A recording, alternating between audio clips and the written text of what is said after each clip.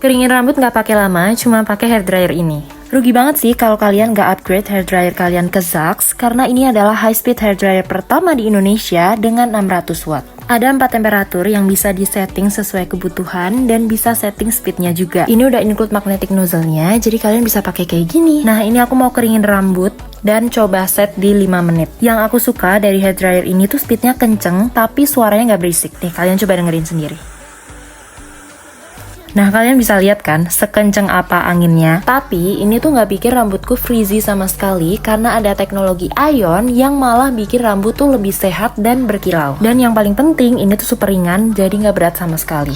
Yang rambutnya panjang kayak aku tapi pengen satset, you have to try this one.